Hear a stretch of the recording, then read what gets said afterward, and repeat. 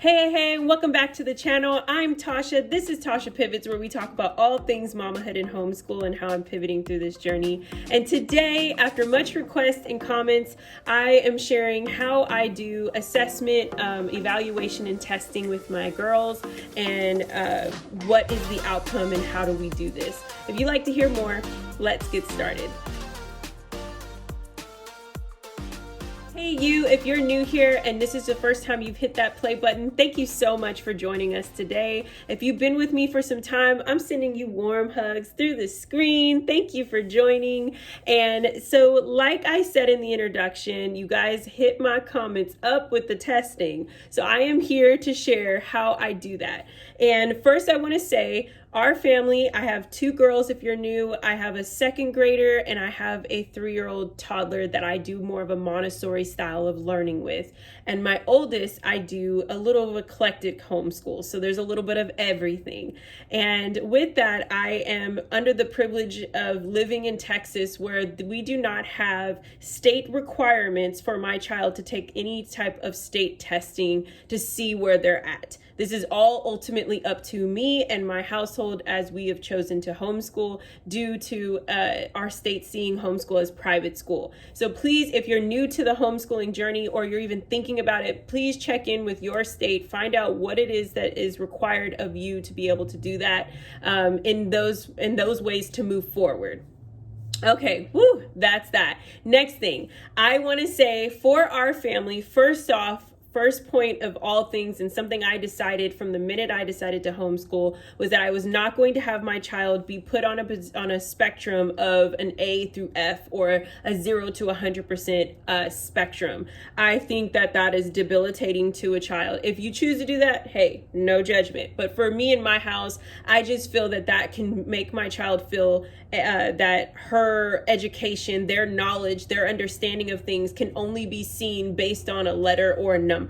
And I just refuse to do that to them. I recognize that not projecting what has happened to me in my education history onto them, but taking what has happened to me through wisdom and what I may have challenges in. And so recognize, okay, maybe that might be with my kids, maybe it won't. So there's that. We're not on an A and F system or a 0 to 100. We do like a little sticker reward system. We like little certificates, those types of things. And even I have a little box that I do with the kids, what it's called, like our incentive box, our treasure box. I'll link that video here where I share what I put in that and how I use that with my girls. But yes, okay, so with testing, how do I do all this? First, I make sure that I look at all of my categories, what we're learning at this time. I always do a reading test. Reading a test assessment at least twice a year. I started doing this her first grade year when I started homeschooling, and I've looked for different ones. I'll link a few in the bottom bar so you can check them out. But the number one that I've used that I really like is K-5 Learning. I have really enjoyed using their assessments. They have ones for math and for reading. I have particularly used only their reading assessment test, and I like it. It goes by their grade, and they just answer a few questions. They even have spreadsheets so that you can print out and even sit with your child and see while they're testing on certain things. And I've done those as well. I really like the outcome of them. I like that it's not me having to give them a grade per se, but it allows me to automatically see if my child has read a script or read a passage of a story and then is required to answer the questions of the story, whether they are comprehending what they just read. So, or sentence structure.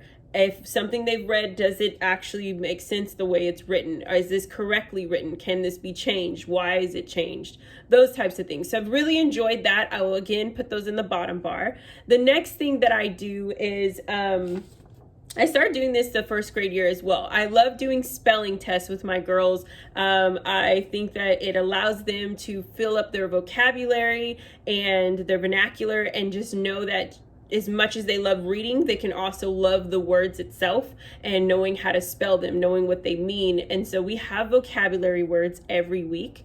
And so we do spend time in definitions. I do have my child look them up herself and then recite them back to me so that there's a process happening there. So there's always evaluation, even in your week day to day, right? But for testing and assessment, I always like to do like a spelling test. This is just a sheet that I found. I think I found it either on a Pinterest for a printout. And I will go ahead and if I can find the link, I will put that in the bottom bar as well. But I like this. It's up to 15 words. So maybe like a first through third grader could really use these if you're doing spelling tests. My child loved them. It's very easy for her to be able to be prepared for that. I made it very clear, like, okay, you have your spelling words. We learn them. We talk about them. We use them in a sentence. And then by the following week, I will challenge you to now test them on those words.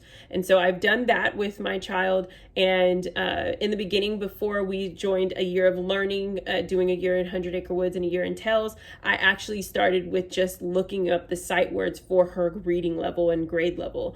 And I would use those. I'd give her a certain amount each week. And then, like I said, I would have her write them into a sentence, look up the definition, understand what it is that you are saying and reading and understanding.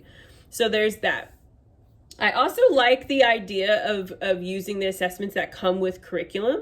I'm not totally against it. So I have this handwriting book in front of me, level 4, and I love that after a certain amount of weeks and certain amount of lessons, they will do a little bit of an assessment. They will have them practice, like when she was first just learning script and making sure that she can handwrite each alphabet letter. They had her go back and write each one and then circle the ones so you could see where your child is more challenged at, and then have them work just on those. And so I can really appreciate that those types of things have been implemented within the curriculums that we've purchased. So there's that. The next thing I have here is math. So I've done English and told you all the things about that. I do drills. I know. For some people, that's like, ooh. For me, it is a blast, but I do it in a way that works for my child. So even though we have decided to do the good and the beautiful for our math this year, and we're really enjoying it, what I do is every 13 weeks, I take the table and I cut it into like 4 corners. And I tell my child, you're going to have a drill sheet. You're going to have little manipulatives that you have to do. And I give her a time.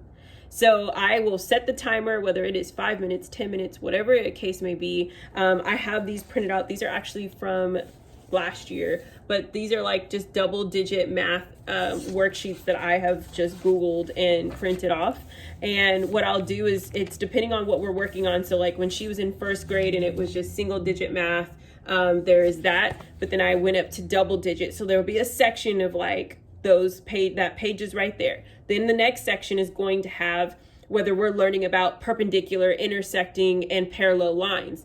I'm going to have 3 different ones there, and then she has to write down on a flashcard or a little note card what each one is and put them there.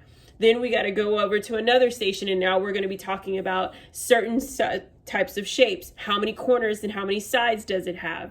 And so I have all this going on. I set the timer, and then that automatically, by me watching her, can know exactly where she's having to spend more time at, where there's more of a challenge, where there's not much of a connection. And so that allows me to see where we need to hone back in on that particular subject, because it's not coming through naturally. So that's how I test in math. And that's pretty much it. Those are the things that I do. I do have little certificates. I love the certificates that come at the end of each curriculum. I know Master Books does it for sure.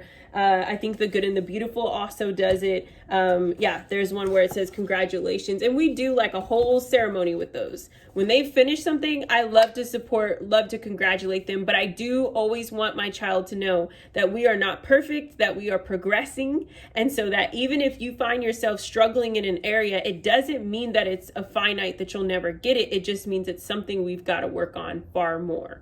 And so that is how I test and evaluate my children. I do like to do one not big test at the end of the year, but I will split it down the middle of like, okay, these are the things that we've been learning, and I think that you've mastered them in those every quarter system. So now I'm just going to do like a finite, okay, let's see. Do you know this? Do you know this? Okay, if she knows it, we're ready to go.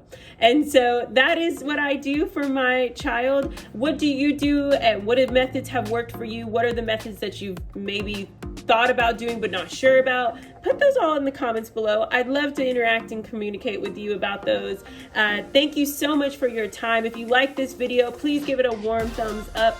Hit that red subscribe button if you haven't already. And until next time, y'all have a wonderful day. Bye.